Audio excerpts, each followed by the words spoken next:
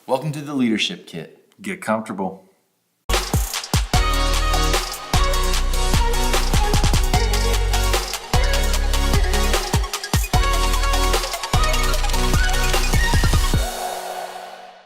I think for a long time we've looked at comfort zones the wrong way. We always tell people you need to get out of your comfort zone, but I don't think that's quite the complete picture. I think we need to think of it as expanding our comfort zone.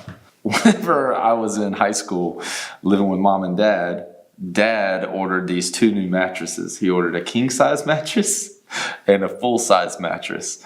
And there were these memory foam mattresses. If you've ever gotten a memory foam mattress in the mail, they come up in completely shrink wrapped and squished. It might be a mattress that was this thick, that's squished down to like this thick and It's in a roll. rolled up like a burrito and stuffed in a box. So I get the first one that shows up in the mail. I pull it into the living room and I tear open the box to see what it even is, because it's in a definitely not shaped like a mattress. I know what happens next. I wasn't there. It rolls out. It's the mattress, and I was like, oh, this looks like the full size mattress. I'll just cut it open and then I'll carry it back to my bedroom. Well, I cut all the plastic off of this mattress, and it just starts expanding. It just grows and it grows and it grows. I mean, it's like pushing the coffee table into the TV. It knocks over a lamp. It's like The Blob. It was in like real a life. horror movie. Yeah. Like, it was terrifying. So finally, I have to pick up this mattress, which is it's a king size mattress, And it's memory foam. and it's memory foam, and it's dense. And I have to carry it through a very narrow obstacle course all the way back to mom and dad's bedroom to get it back where it's supposed to be. And then my mattress came in the next day, which I was much more prepared for at that point. So I think we need to quit thinking about our comfort zones as leaving our comfort zone.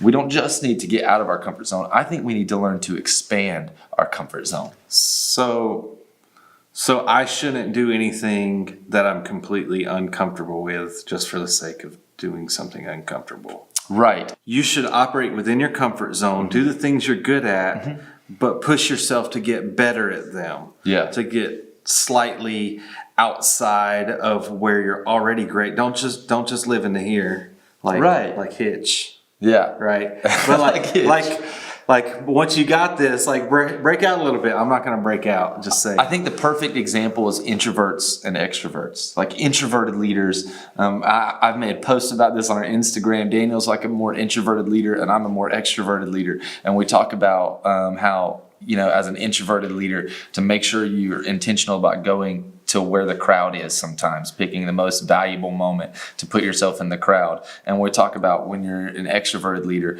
making sure you take time for yourself and like make sure you're recovering and make sure you have time to just re-energize and just be alone.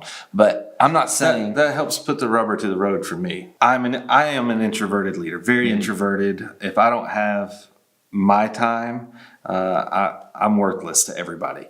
So I think what you're saying is, as an introverted leader, I should go out, break beyond what I'm comfortable with, and be extroverted for a moment, but don't live there. right. Stay where your strength is. Go back to refueling the place that you get your fuel. Just like me, since I'm so extroverted, I just want to spend all my time with people, and then I never have a night in. And then when someone needs my direct attention, or something happens that needs my direct attention, I don't have energy for that because I've given so much of my energy in the groups. Well, this is good because it applies to not just introverts and extroverts. I do this same thing when I'm training people at the company I work at. When I have someone new come in, they learn their job. They get trained really well. We have great systems at their specific area. But once they start to get it, we actually have them go and shadow everyone else in the organization, especially if it's not their job, not their responsibilities, because it brings perspective to the situation. And it does make them better at their job when they know what customers have encountered from other departments, and they know the customer's journey. It helps them and prepares them to better be able to help the customers. So it's imperative to lead yourself in this. This is one of the things that I think sometimes it's a little harder to have somebody else guide you through unless it's a very specific system. But as leaders, a lot of our weaknesses we kind of keep closed off because we have to. We've got to work within our strengths. So I'm not saying just jump into your weaknesses and abandon your strengths. In fact, we're saying the opposite. We are saying the opposite. You should live in your strength, but push yourself to the limits. Right. Don't just settle for being good enough at what you're good at. Right. Find the people that are great at the things that you're terrible at. And just spend a little more time with those people, figuring out why they're so successful. Learn from them. Ask them. Learn from them. Even if it's somebody that's in your team that works for you, it's perfectly okay to get their opinions on these things. That's why you have them on your team. That's why you hired them. That's why you recruited them. Like for me, one of my weaknesses is I get caught up putting my head down to the grind, and I get so focused on achieving a goal that I abandon other important things in my life. Like I work late and then I don't make it home in time for dinner. That's a huge no-no. I don't spend my time reading books and listening to podcasts and watching videos on how to be a hard worker and how to get work ethic. Yeah. I read books about being unhurried, about taking time to add value, to give value to the things that are most important to you, to the things that aren't going to last.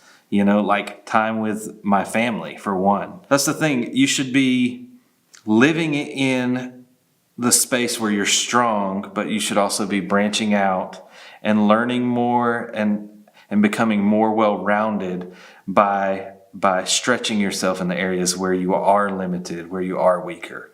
But don't live there. Don't abandon everything you know and that you're comfortable with just for the sake of doing it. And just so you can say, yeah, I'm stretching. No, you're not stretching. You're like breaking at the seams when you're doing that. So I think a lot of the reason we don't expand ourselves is because there's like this fear of the things that we're not as comfortable with, the fear of the unknown. If we allow that fear to keep us from stretching ourselves, we never go into the unknown, and then we end up staying ungrown. We don't actually get better at leading our people. We don't get better at seeing what the next step is for your organization. We don't get better at directing the ship, at casting vision. Like, we don't get better at the things that we are good at. Like, those are things we need to be getting better at too. And with the outside perspective, being stretched, being able to see things from a bigger field, from being able to see things from more than one perspective, means you're going to do the things you're already great at even better as well. So if you don't go into the unknown, you remain ungrown. So I would just want to encourage you, continue pressing into those areas that are unknown. Actually, leave us a comment. Tell us some of the ways that you've stepped out of your comfort zone, some of the ways. What's some big challenges that you've faced? What are some big challenges that you faced on purpose? Mm-hmm. How have you pushed yourself to become better at an area where maybe you're not so great as a leader? Maybe Michael, your leader, is one of those guys who's really introverted, and he's always got his nose through the grindstone. He's always to himself, and he needs to see this video. Share it with him, but don't tell him that you're sharing it with him because we told you to. We'll let him figure it out whenever he gets to this part of the video. That's right. So anyways, share the video, comment below, subscribe to the channel. We're really glad you guys checked us out this week. We'll see you next Monday on TLK.